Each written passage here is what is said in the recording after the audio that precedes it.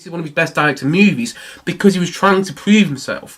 When you think about the context which the film came out, it came out in 1981. That was 2 years after Spielberg's first flop with 1941, which came out in 1979. And 1941, I watched that not too long ago now, and that film has a lot of good moments in my opinion. It is dated.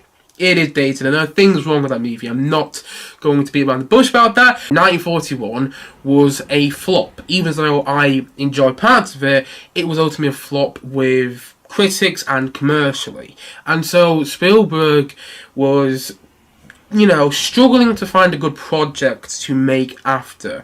And he was good friends with George Lucas, who by this point, who had made, the original Star Wars movie. He'd also worked on THX 1138, I think that's the name of the film, and that's a great movie, by the way. And also he worked on American Graffiti, which I don't love, but I do think is a good movie. But yeah, George Lucas had made his name in Hollywood by this point. He was working on Empire Strikes Back as well. Didn't direct Empire Strikes Back, but he did write it, and he was still very much involved in that movie.